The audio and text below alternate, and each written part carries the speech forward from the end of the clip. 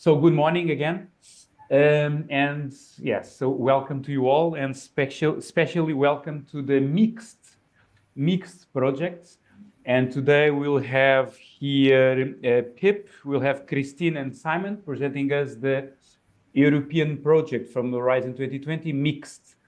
And we think that this project is very important for our community, advisors community, because in fact they are developing efficient and resilient mixed farming and agroforestry systems across Europe.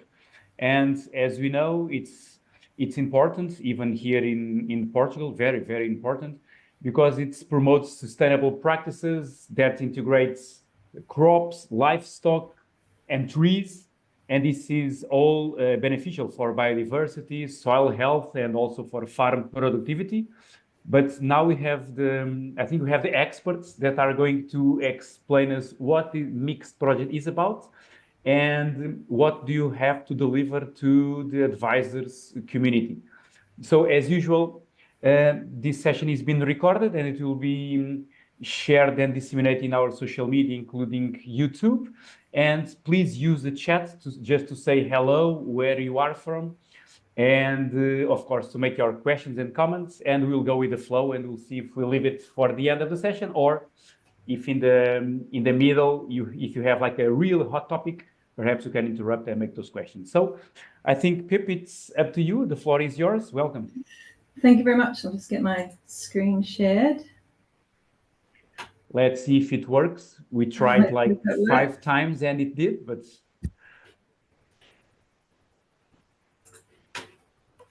good morning, Portugal. How's that looking? Is not. Is that the one? The other way. Yes. Now it's lovely. Perfect. Thank you. Thank you very much for the warm welcome. My name is Pip Nicolas Davies. I'm from Aberystwyth University in Wales, and we are one of the partners in the Mixed Farming Project. So, as Rui said, the Mixed Farming Project is about developing more sustainable and resilient mixed farming systems for Europe, and we're including agroforestry in that as well. So we're coming towards the end of the project. We're finishing in March, so it's been a 4-year project. So we're just starting to bring together all our findings of the project. So we're presenting some of those to you today. So I'm going to be giving a general outline of the project and then presenting some of the work that I've been involved with in the participatory research side of things. Christine Watson will then be presenting her work. Christine's from SIUC in Scotland. And then my colleague here in Aberystwyth, Simon, will be presenting some work as well. So just starting off with a project overview. We are many partners spread across Europe, involving multi-actors across those countries as well. And as I said, the overall project objective is to support the development of mixed farming across Europe. So we're looking to develop mixed farming and agroforestry systems that optimize efficiency and resource use. Increasing the beneficial elements of mixed farming, so in terms of nutrient recycling, soil resilience, but also considering sort of trade-offs as well, and considering the economic performance of these systems, social advantages. So we're looking at sort of broadly sustainability in that context. The project is very much a collaboration between networks across the various countries, and you can see the countries that are involved there. The stars are indicating sort of the number of farmer networks that we're working with in each of those countries. So within each country, we've got what we call a participatory hub, which involves researchers, it involves a farmer network, and it involves a key sort of network coordinator, which in many cases are farm advisors. So farm advisors are playing sort of a key role in a lot of these participatory research hubs, or these hubs that we have across Europe.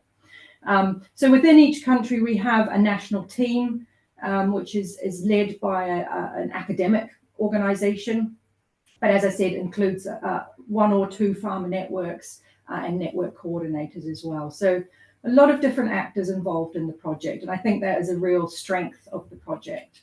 Just for an example, here in the UK, We have Aberystwyth University, so myself and Christine and colleagues up at SRUC from the research side.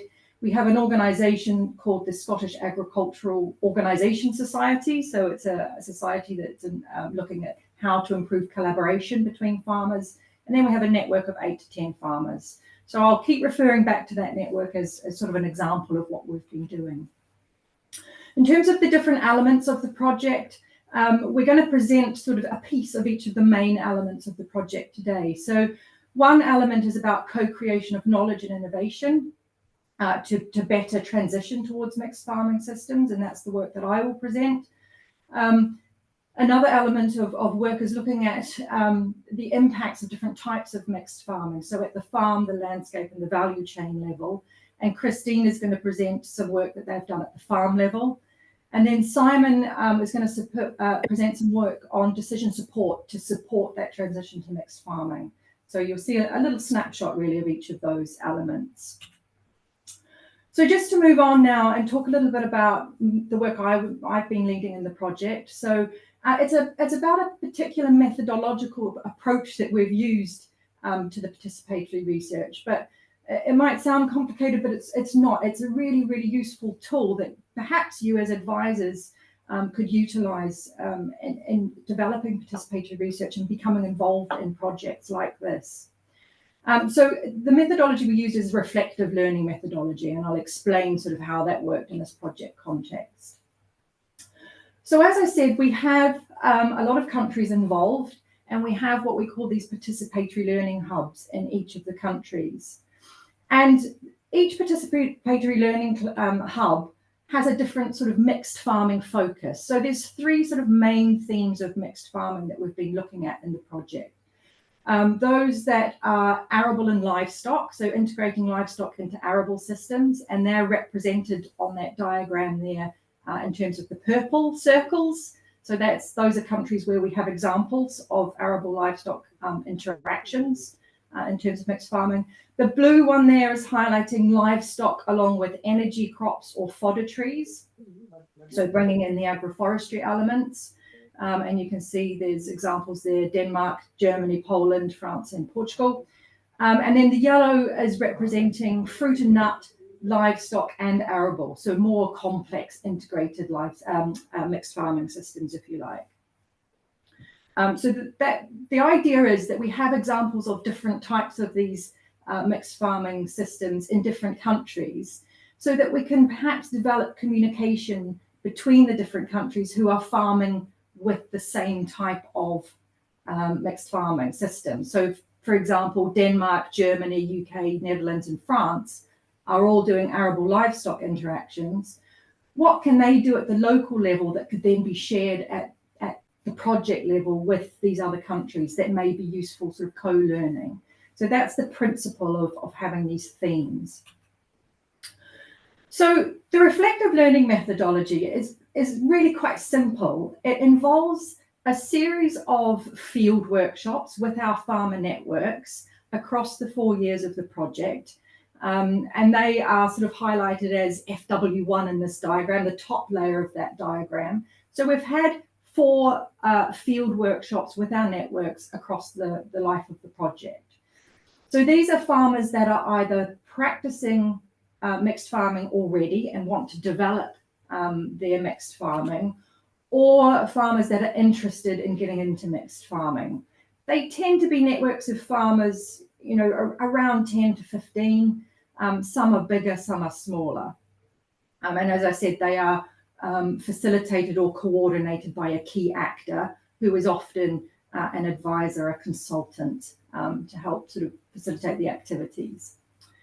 So what we've had during the lifetime of the project is a sort of series of workshops where we're working with the farmers at the farm level, and then we're bringing in the 10 countries, that are involved in the project and are participating in this activity. So each country would have a workshop. The network representative and the academic from that network would then come to the project level meetings and would share what's been going on at the local level. And what we've had is a sort of repeating pattern of farmer activity happening at the local level, then that information being brought back to the project level and being shared across networks within a similar theme. So that's been going on iteratively during the project. And the idea is with this methodology is that you can develop knowledge at the local level, but it's often very difficult to disseminate it at a broader level. So the idea is that if we can bring it back to the project level, share it across the networks in the different countries, then we're getting a broader sharing of information. There may be other networks that can contribute to activities that are going on within the individual networks and field workshops that are happening as well.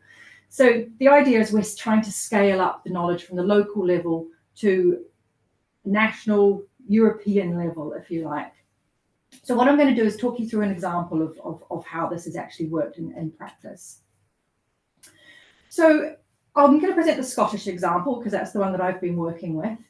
The first field workshop that we had with our group of farmers, so we've got about 8 to 10 farmers in this particular network, a mixture of arable and livestock farmers. So we brought them together as a group and we asked them to identify sort of what the challenges would be to developing mixed farming. So what's been happening in Scotland is that arable farmers have been interested in bringing livestock farmers onto their farms to graze winter cover crops, to graze cereal crops, to bring manure into the farms. And obviously the livestock farmers are very interested in grazing these arable crops because it provides a feed of source during the winter when perhaps there are limited options. So there's a little bit of that been going on, what we'd call sort of landscape level mixed farming or collaborative mixed farming between specialized units. There's been a little bit of that going on, but they're interested in developing that and sort of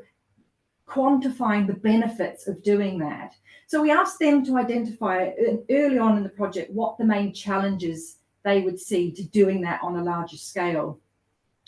And they said, well, at the moment, we don't know what the best options are for introducing livestock in terms of improving soil structure and fertility. They were very interested in the benefits, perhaps, of doing this for soil structure and fertility. You know, when do we introduce the livestock? What stocking rates do we use? How long do the animals have to graze for? Those types of questions. And the other major challenge they had was, how do we quantify the benefits that we're getting from collaborating and bringing livestock and crops together in terms of soil, but also potentially greenhouse gases? And this was in the context of, you know, perhaps having to evidence environmental benefits to be able to receive support payments in the UK going forward. So what that happened on all of the network farms. They all got together, they all identified what the challenges might be to developing the mixed farming in their specific national context.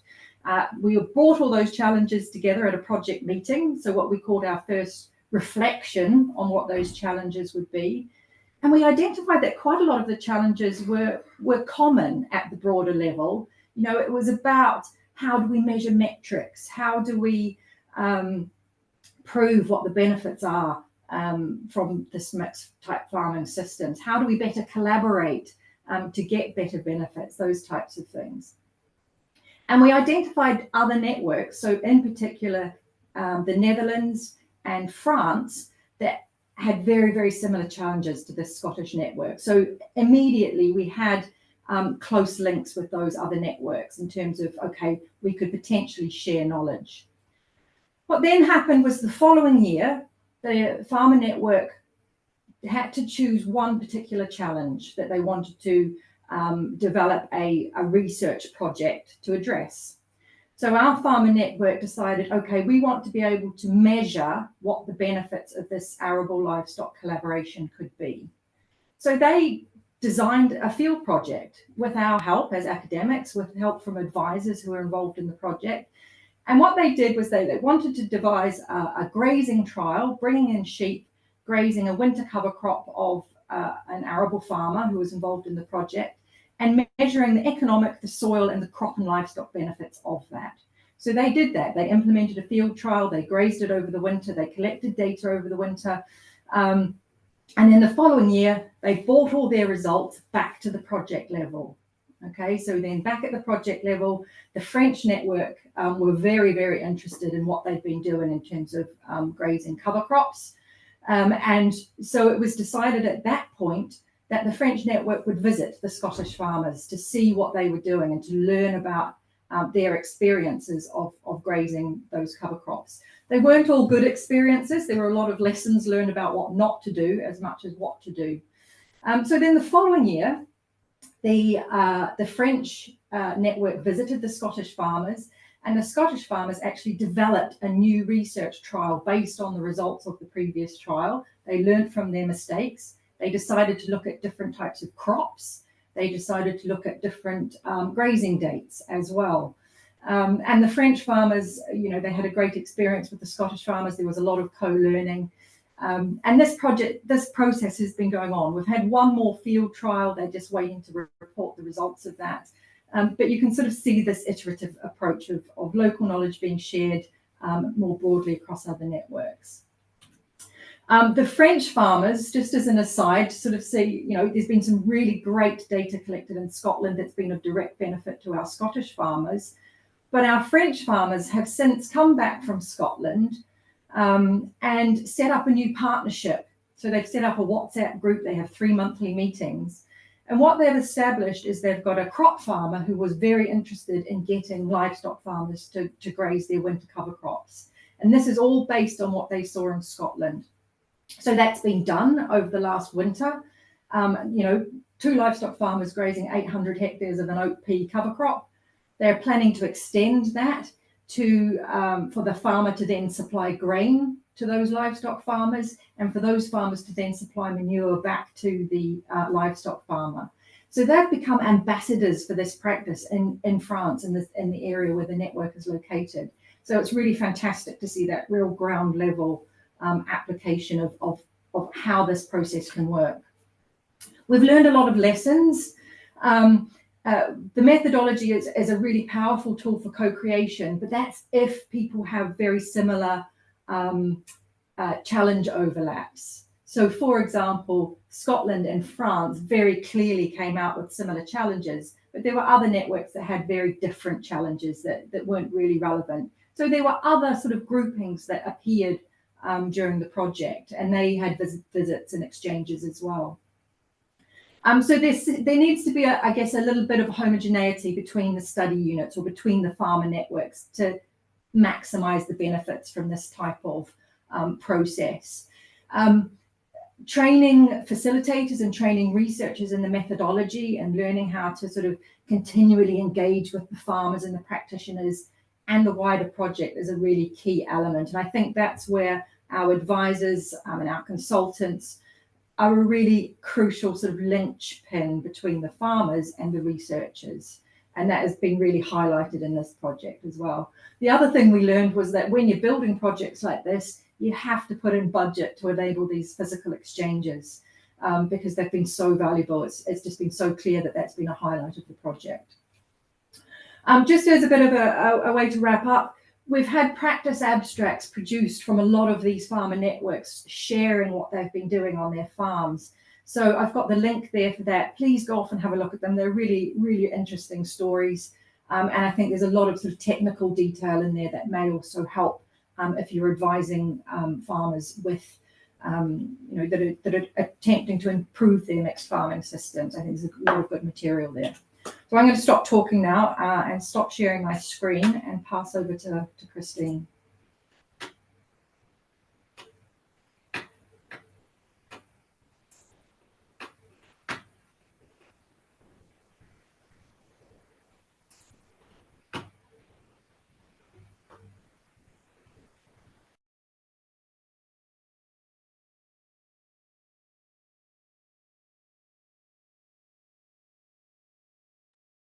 Good morning.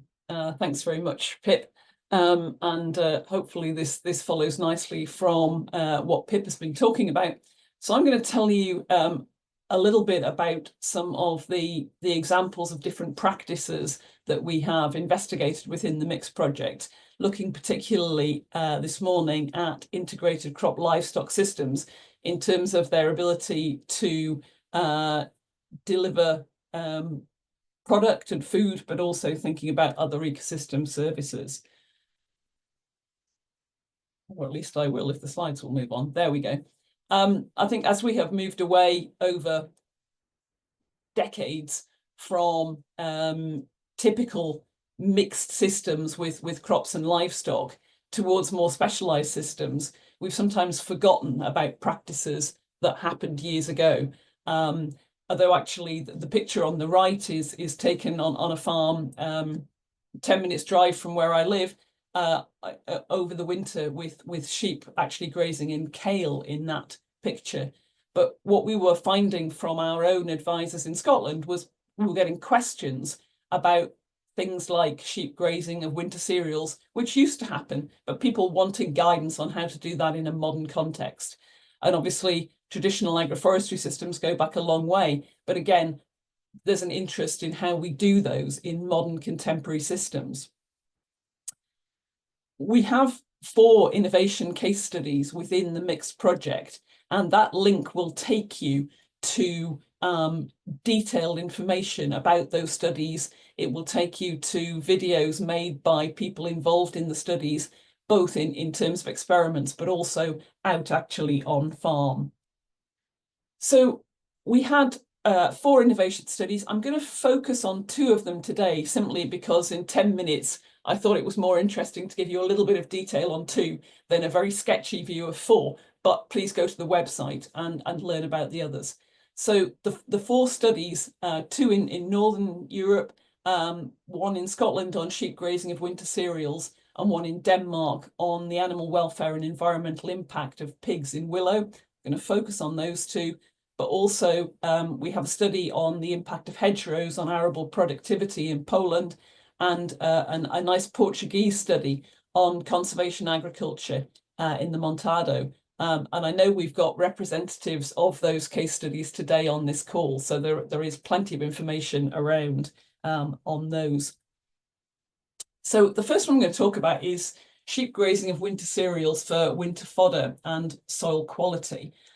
So we set up an experiment in 2021, and we've repeated the experiment twice now, looking at the idea that grazing of winter cereals provides a valuable late winter feed source for ruminants.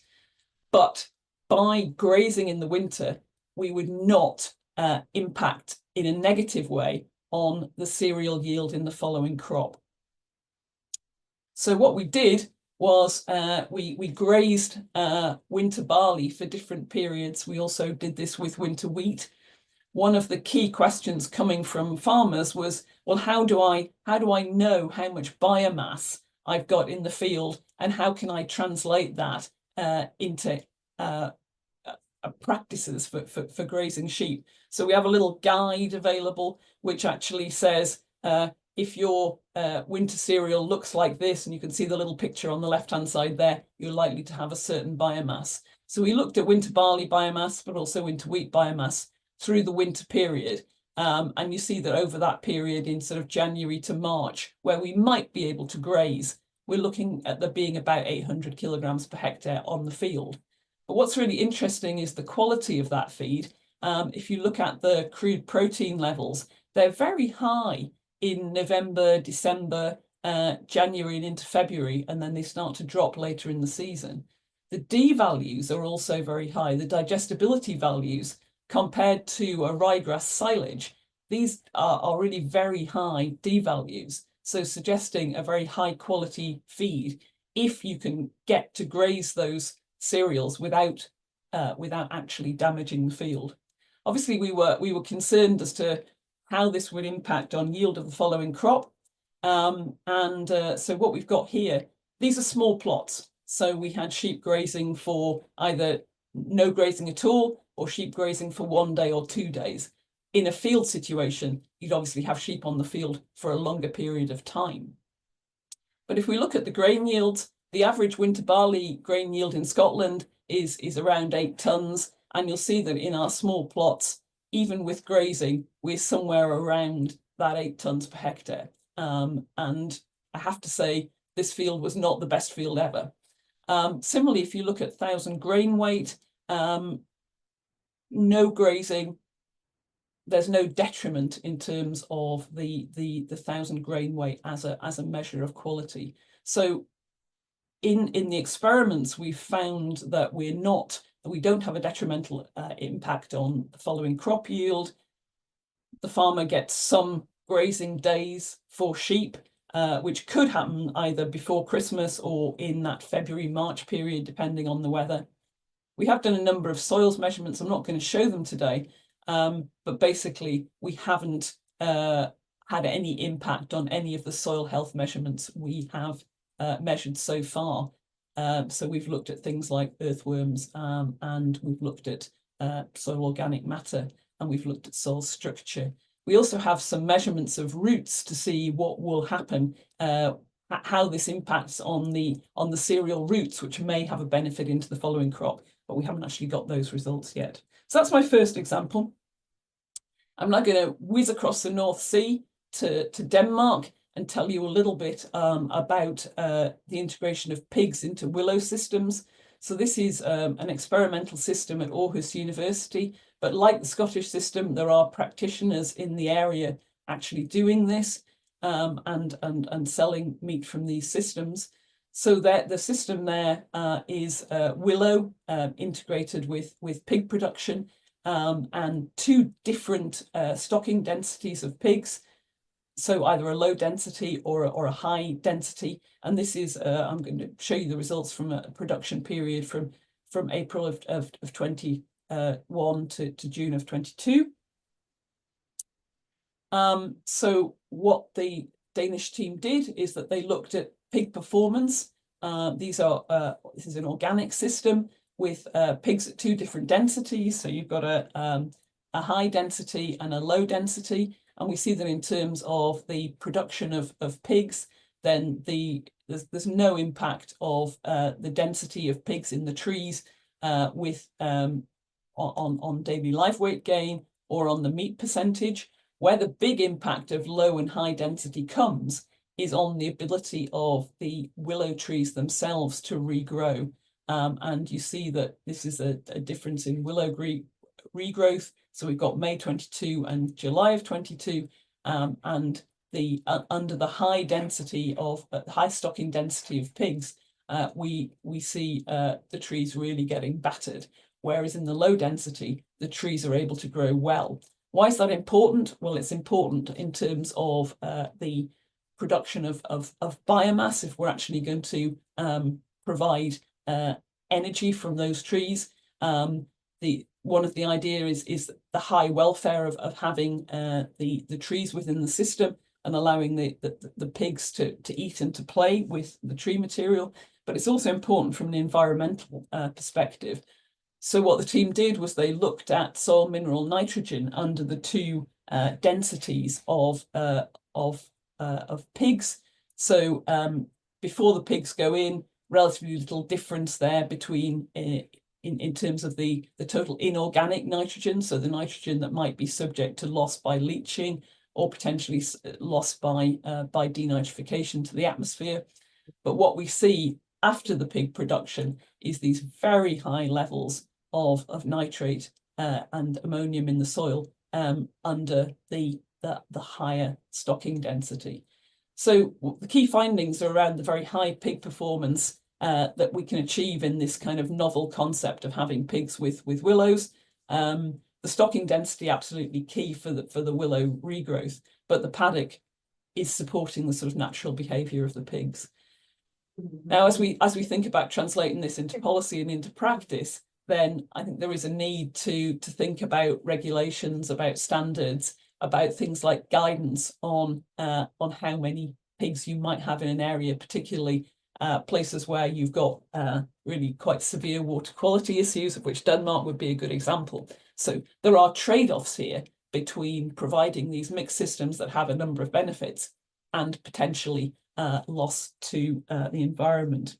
I just want to finish by talking about a tool that wasn't developed in this project, but has been used in this project, which is a French tool from the INRAE team called Lagrange, which is all about allowing people to use a serious game to think about the impacts of changing a landscape to a more mixed system. You can use it for different purposes, but we used it for looking at predicting what might happen in the future if we were to model an increase in livestock numbers or a decrease in livestock numbers as we respond to policy changes. And within a group discussion, you can look at changing the different land use. These colours represent different land uses. You look at a change in land use, but the impact on a whole series of different aspects, whether they are the use of inputs or impacts on things like food quality, or impacts on things like transport or greenhouse gas emissions. So that's something else we have done within the project, is to work with groups to think about how we predict the impact of a change to a more mixed farming system and what that might mean. At that point, I'm going to stop, and I'm going to say thank you very much to my colleagues who actually worked and provided the data on these experiments. It's a big team as ever, across Scotland, Denmark, and France in this case, and the 2 other studies in Portugal and Poland as well. And I'm going to stop there and hand over to Wales, to Simon. Well, thank you very much, Christine. I'll just share this now.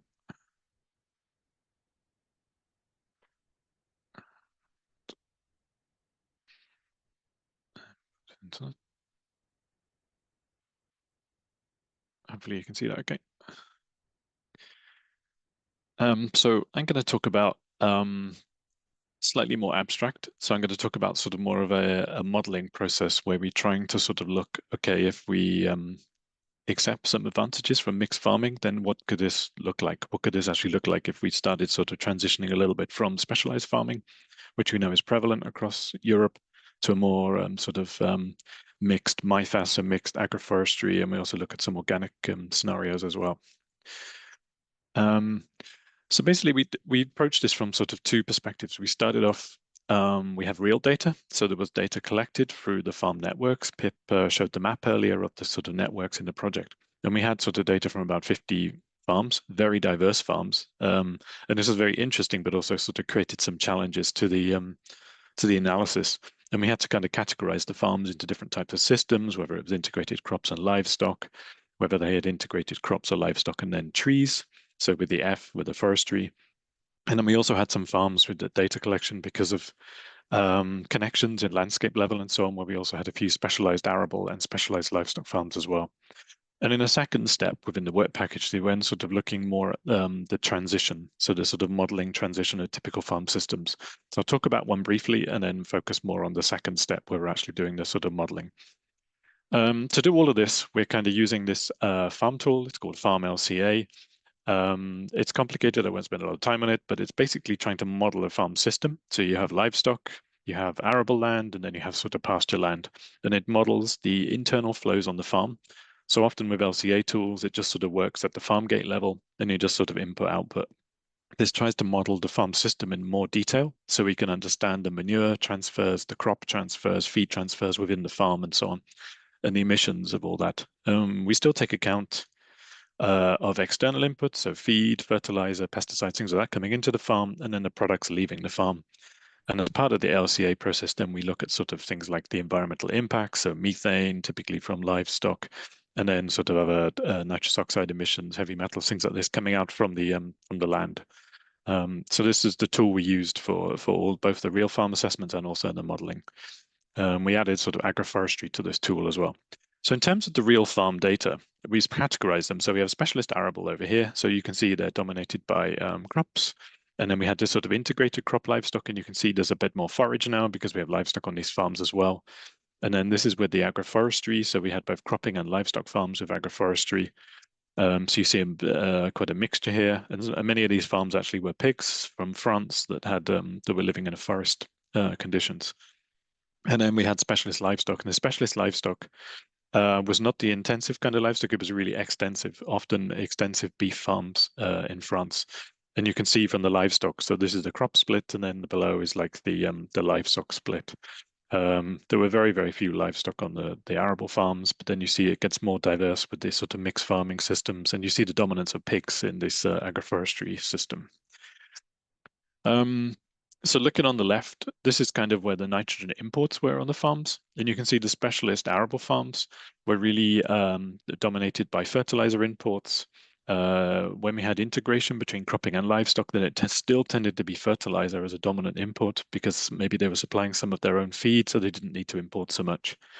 The ones of agroforestry were still, because of the land type, they were still importing quite a lot of feed because the agroforestry systems don't always provide the sort of concentrates that they need. And then the specialist livestock was really extensive. So you can see they really had minimal inputs. And in terms of how they sort of utilized it, so these are the gray bars, how they utilized it, the specialist arable was very good at turning this fertilizer into crops. We know that it's kind of high input, high output type system. And then this kind of goes across to the opposite extreme of specialist extensive livestock, where they were fully self-sufficient with their nutrients, so they didn't import fertilizer, very little feed, but they kind of so they had 100% utilization. And then you saw the mixed kind of systems were sitting in the middle of this, with the integrated crop livestock more similar to the specialist arable, and then the ones of agroforestry with the pig systems maybe more similar to the specialist livestock. So we analyzed all the farms, but there was a lot of complexity. And the farms were really highly diverse, sometimes sort of within the networks and also between the networks in different countries and so on. So it was quite difficult to get clear sort of results from it. And we found that the impacts were really related to specific situations on the farm. And often it was actually driven more by the intensity of farming more than any other particular kind of features. So then we, as the next step, as I say, step two, we then sort of decided, okay, well, let's make it a little bit more controlled. And then we started modeling sort of specialized systems and then how they could transition to mixed or MIFAS or even organic situations. So then we have more control over this. The idea was that we're not trying to cope with the diversity of farm systems. We're more sort of looking at, okay, step by step, we understand the baseline system and then we transition through a modeling approach. So typically often used by this, we take sort of data from the FADN, the farm economic data set that's available across Europe. And these acted as our kind of baseline situations. And so they provide a control situation, but of course, then when we start putting assumptions, we have to try and be realistic, but there's always challenges to this. So the two systems I'll just briefly talk about today were a Scottish cropping farm system. It already had a few beef animals in the baseline, but then we tried to make it more mixed, so integrating the feeding more, utilizing manures and so on across the farm. And then we added trees as part of a MIFAS strategy. We started adding trees and then the grazing of winter cereals as well. So it's like a sort of three-step process. We then also have looked at a German dairy farm system, and we added sort of more integrated feed production. And then we've also looked actually with an organic mixed, what would be the approach if it was organic. And then we actually looked at an organic plus where we actually start reducing livestock as well. We're also in the process of modeling two more. So we're covering Poland. Again, it's a cropping farm, but then we're integrating sort of laying hens into that system. And also a French pig farm. We know in Brittany, there's sort of intensive livestock production. And so we're trying to look, okay, well, if it was more balanced with the mixed system, what would be the impacts there? So in terms of the UK cropping farm, as I said, it started off as it's a specialist cropping system within FADN. And what we did with mixed was we added sort of forage legumes into the system, field peas. So we kind of they already had a crop rotation, but we made it more diverse. They often rely on cereals. And so we made a more diverse rotation and added sort of temporary forage legumes into this. So we were able to reduce fertilizer imports. We integrated more the cropping, so more straw utilization and manure spreading across on the arable fields instead of sort of just this sort of separate systems of beef on one side and cropping on the other. Using solid manure tends to lower emissions. And of course, now we were using all the adjust feeds. So we had the protein from the peas, beans, as well as the grain. So we were able to avoid purchasing feeds. And then for MIFAS, we also added kind of the grazing of winter cereals, which is already, Christine has already explained, and Pip as well. So we were able to reduce winter feed purchases and so on. As a further step, and if it sort of moved towards agroforestry, we added some nut trees, some walnut trees to the permanent pasture. to try and add some sea sequestration and also a new crop to the system. So looking at the top here, we have baseline and then mixed and then the MyFast system. And you can see there's not really any change. You just see there's a bit of permanent crops creeps in. So we take a small amount of the permanent grassland and integrate trees into that. And the animals remain the same throughout. Now, we were focused on this in this task really on environmental impacts. We do look at economics as well, but I won't talk about that today. So in terms of the red is the baseline. So this is the 100% level. And then these columns then are showing, okay, what do we do if we move to mixed? We actually have a 10% reduction. So the emissions now, climate change impacts are now only 90% of the baseline. And this side is without any soil or biomass carbon impacts, and this is with. There's very little difference in the results here. So the positive here is that we see reductions. So across all of the impact categories, climate change, energy use, resource use, acidification, eutrophication, we see reductions across all impact categories. And when we add carbon in, you get a slightly greater reduction from the carbon. These values are all per hectare, so it's kind of across the farm on a per hectare basis. So this is positive, we see advantages across all. This looks very similar, but now we're talking about per kilogram of nitrogen exported. So this links to the sort of protein provision of the farm. And so we divide all the impacts of the farm by the kilograms of protein or nitrogen exported. And you see actually that we're getting even greater impacts here. So we're getting sort of reductions of 20 up to 20% in the impacts caused by this farm per kilogram of nitrogen exported. So the sort of initial findings were positive. We had all impacts reduced, and we actually saw bigger impacts on the per kilogram of nitrogen. We saw fertilizer reductions. The legumes helped in this, and we were also able to cut back on feed purchases as well because of we're providing our own feed, including the protein provision as well. The sheep grazing, this allowed, of course, for reductions in winter feed use. And actually there is sort of options here about how to use that land now because there is potentially more forage freed up. There could be more livestock on the farm now because we have quite a large cereal area. So we could actually have more winter grazing. But this may have an impact on emissions because of increasing livestock numbers.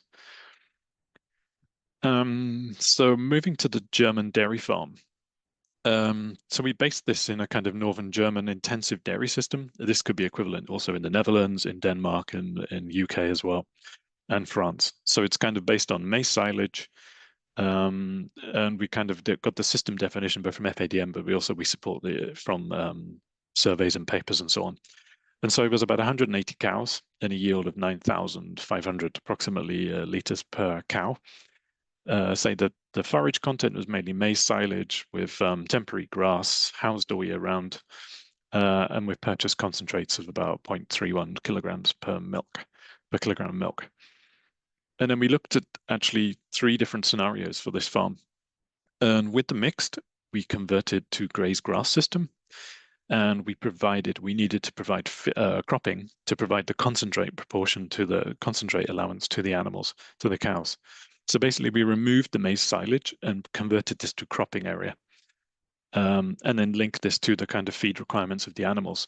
But now we were trying to be self-sufficient in feed, we had to cut the number of cows. So the cows was cut by 50%, and also the yield was reduced as well. So the yield is down to say 7,000 kilos per cow.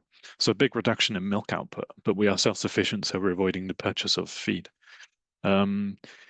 We then looked at an organic scenario where, okay, what would happen if it was converted to more of an organic system? So we added more kind of legumes into the rotation. And we were able to increase the cow number a bit here because we needed more kind of clover more grass, clover and alfalfa in the rotation to provide the nitrogen. And so on. So the yield was a bit lower again, but we were able to increase the cows. The organic plus is a little bit more stretching. We would require some quite intensive kind of maybe intercropping, things like this to keep the nitrogen level going. It's a bit borderline whether we can actually meet this, but it's a bit of a test kind of thing. So in terms of the land area, this is the baseline. You can see it's all forage, but forage, maize, and grassland.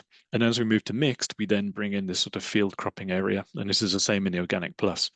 The organic one has a bit less field cropping area, and you see the dairy cattle. It's all dairy cattle. There's no other animals on the farm. So in terms of impacts, environmental impacts per hectare, the baseline, you see again 100%. So this is our baseline.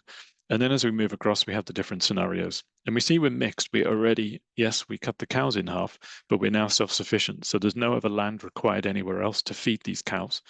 But we're cutting the emission standards by, 60%. So we're seeing a really, really drastic reduction in emissions per hectare on this farm compared to the intensive maize silage dairy system. The organic is similar, but slightly lower emissions per hectare. And then when we go to the organic plus, it actually reduces further. But as I said, this is a bit borderline because of the nutrient supply to the crops. So maybe we have to reduce the crop yield slightly, because we try to incorporate this in the modeling to make it as accurate as possible. And we see some issues there. When we look at per kilogram N exported, of course, this is reducing. We have less milk, much less milk production now, but we are producing some crops. So we're not feeding all of the crops to the animals. We actually, say for the mixed system, we're able to export quite some crops from the farm as well. We cut the cows in half, but we're able to export some wheat and things like this from the farm. So again, you see big reductions. The organic one has less of a reduction, but we see these big reductions here. And the general trend is always that we can reduce emissions significantly here.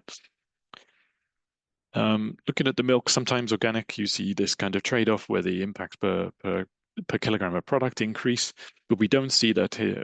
We see with the mixed system, there's already a reduction, and you see the big change here is kind of the external feed is on this part, and then this is kind of the on-farm concentrate then comes in here. So we're reducing the concentrate level. So we're grazing more, reducing the concentrate and trying to avoid purchased concentrates as much as possible.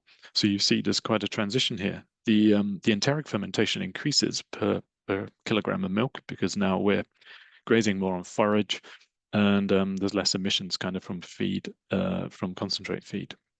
So you see it goes down. So the general message is that this is clearly on a downward trajectory when we change to these alternative systems.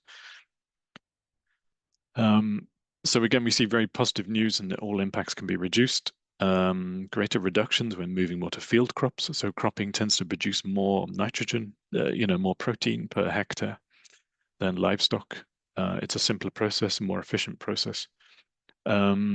And so we see reductions in fertilizer and so on like this. Economics, we've also looked at, I don't present it here, but it is kind of currently best for the organic scenario due to premiums on the organic milk and crops. And again, the use of legumes is a key part in improving the performance of these farms to avoid sort of importing nitrogen fertilizer and so on. And I think it's clear that organic and mixed principles work equally well on this system to try and reduce impacts. So I think overall, so far, from our takeaways, looking at time, livestock can provide nutrient inputs to mixed farms. So the balance of kind of mixing livestock and cropping can provide nutrients and avoid purchased fertilizer and so on, and the feed going round, so we create a more circular basis. And we're modeling this at farm level, but of course this also works at a kind of landscape level as well, if you have a matrix of different types of farms. The issue is that intensive livestock generates high emissions. So if you have high numbers of pigs, dairy, beef, whatever, then you will have kind of high emissions. So the opportunity here is to try and integrate existing kind of livestock into these cropping systems better, so that we get a balance between the kind of crops and utilizing forages, so forage legumes in rotations, things like this, to try and add nutrients into that system, but not creating new additional livestock emissions.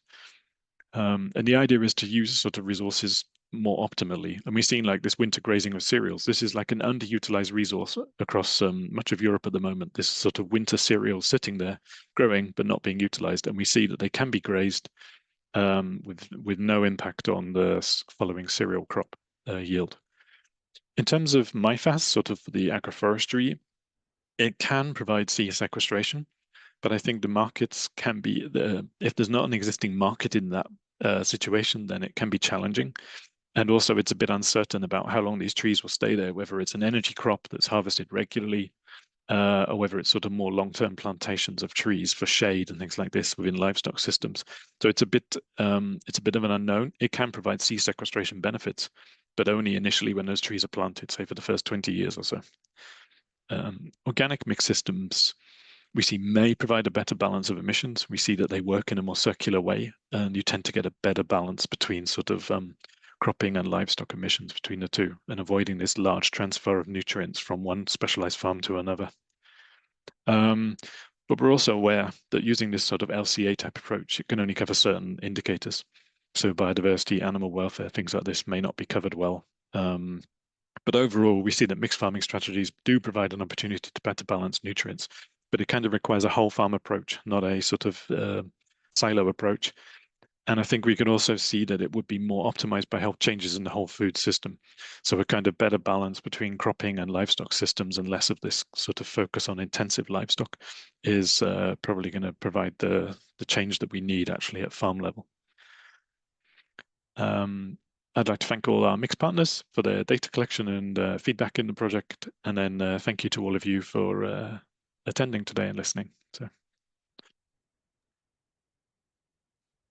Yes, and congratulations. Very, very nice work. I'm just checking here on the chat if you have questions, but first of all, let me congratulate you for the presentation. It was very, very, very clear. And perhaps I would like to highlight some things that I think they are worth to highlight, let's say. The thing that you have done a lot of field works involving farmers and also having as a key actor an advisor or a consultant, which is, of course, for us as advisors, we are very happy to hear it. Then this approach of having these local levels, then going to project level to enlarge the network and scale up at national and at European level. I think I would like to mention that because it was really, really important. And by the way, you have beautiful pictures. You have beautiful pictures, and it's always interesting to hear what you are doing. But when you see a picture, somehow you can have an idea of what is happening, and also some of the tools that you presented that I think that could be also quite useful for us. Perhaps I will leave just one or two questions. So I can see that there are still some work to be developed, because normally when you do the work that you are supposed to, you find other areas and other ways that you should explore. So just wondering if you have any kind of, I heard that your project will end in March. If you have any idea of how to prolong this project, perhaps to enlarge the network. This is my question number one. And question number two, it would be, as I understood, so the work that you have done, in fact, it proved the benefits for those that are already using the mixed systems, and correct me if I'm wrong, and proved and also provided real data that is like perhaps a bit of state of the art of the data that will really prove the benefits that this have for different aspects like nitrogen, carbon, and so on and so on. So I'm just wondering, if more farmers than the ones that are really linked to the project, if they will be involved and, let's say, inspired for these practices. So these two questions, I don't know who wants to answer that, and then I'll wait for the chat. Can I start off on that one? Yes, please. I mean, the networks that we're working with tend to be very well connected at the national level anyway, and I think that has helped because the groupings at each sort of national level have involved academics, they've involved these sort of key advisory people, they've involved farmers who have their own networks as well. So, you know, from the UK example, it's become very clear that our farmer networks and our activities have become ambassadors really for this whole concept of winter cover crop grazing, and that linked then with what Christine has been doing on the sort of research side of this. There's quite a big buzz around it at the moment, and I think there's been examples of that in other countries as well, that you know, by having these really practical demonstrations of how this can work, farmers can see, you know, where the challenges lie, and we have had challenges. It's not all been smooth sailing. So there's been lessons learned there, but I think we have developed the knowledge. We've clearly developed the knowledge, and I think that gives confidence to farmers. Somebody's already had a go. It gives confidence to farmers to then go out and try it themselves. They've seen it working on other farms, and I think that's been a real benefit. And I think the network has expanded because of that. We've had demonstration days, we've had all sorts of other events and stuff to sort of spread the news. So yeah, I don't know if the others want to come in and comment on that as well. I mean, I hope that what we have produced in terms of videos on YouTube have helped too. There are the practice abstracts, and certainly as Pip has said, there is a buzz around doing these things that are perhaps not being thought of as mixed farming, but perhaps, and I'm speaking for the UK here, but there's a big buzz about around regenerative agriculture. And to me, a lot of the things that have been demonstrated as successful within the Mixed project could be seen as one step or one regenerative practice. And I think that is giving life to some of these things. Yeah, I think you can build, we've seen sort of some individual practices, and then you can build these sort of into a farm system approach where you're adopting multiple things, and we're able to see like the winter grazing, we're able to see economically there's advantages, we're able to see environmentally there's advantages. So it's clear sort of evidence-based advantage to this. And then you can add on other things such as improving your rotation and things like this, so that you're getting multiple benefits into this farm system. And I think that's what I was trying to say. It's like taking a whole farm approach, helps to build a better system. And as we're all trying to move towards net zero, we need to take many different approaches, I think, that are appropriate on that system, for that system. And perhaps there is a question here that is mentioning if you have any links with the consumers or even with the at the end of the value chain, like retailers or something. Is this practice seen as like an extra, like a plus? Did you have any kind of context like this? I mean, that was identified very early on in the project as one of the main challenges of mixed farming, is that there is no reward for mixed farming in the value chain at the moment. It's not recognized. The Romanian network was very much working with trying to develop local markets for mixed farming products to try and generate some value. And they've actually set up a marketing group amongst a group of mixed farmers to try and add value to what they're doing. And the sort of portfolio of products that they're able to produce.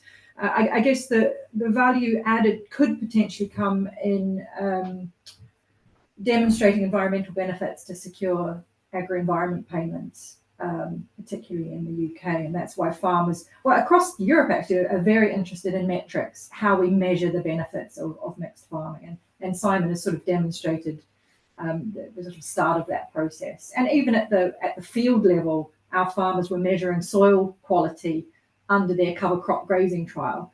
Clearly it's too short a time frame to get really clear, significant soil benefits, and we need work that covers a longer time frame to see that. But moving in the right direction. It's a small step, but it is a step, yeah. And then perhaps just to finalize, we have Paul. Paul, do you want to present your project, ReGNL? Hi, Rui. Hello, Paul. And hi to you all. Good morning to you all. Well, we see an enormous lift in agroforestry in the Netherlands, though the Dutch wouldn't be the Dutch if money wouldn't be involved. So there is a big thing going on about earning concepts, and especially what we call valley of death. The agroforestry is a great thing. It's improving a lot of things, except it is improving after the trees or the bushes, etc., have grown into adulthood, which means waiting 10, 15, 20 years before you have a really fully implemented agroforestry system. So you have to really reckon with surviving the investments through this period, and that is quite a challenge in the Netherlands. It has been proven that it is for everything it is good for biodiversity, for soil improvement, for keeping the place cooler in summer, and more protected against cold winds in winter. So it has multiple pluses, except we live in an economy. And that means surviving. And we are now researching, especially in this ReGNL, it's a very big project to reach 1,000 regenerative farms in the year 2031, 129 million euros available to have this project going and implementing really towards these.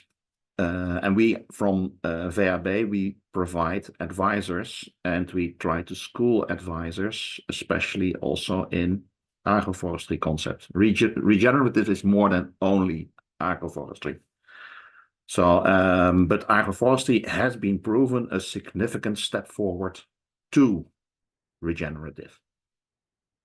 Next year, we will start the first training education for advisors to become fully entrepreneurial, supporting agroforestry specialists. So not mainly focusing on what technically has to be done to implement more bushes and trees in your fields, but how to survive in income. And in that, I hope that it will also find its way through the networks towards other countries, of course. Very good example. Thank you, Paul. Thank you so much. Any comments, Christine, Pip, or Simon? I think it's all good things, yeah, to hear. Yeah, absolutely. And I was just going to say, the project has a policy workshop in Brussels on the 4th of December. So, that was one of our key messages, was if we're moving to agroforestry, and agroforestry was just one element we were looking at in the project, there is that period where you're not getting those benefits, and support through that period. We've come out with some pretty clear recommendations for policymakers on what we think from the results of our project needs to be implemented and put in place to support mixed farming. There's clear interest in mixed farming, but it can't be done on its own. There needs to be support mechanisms put in place.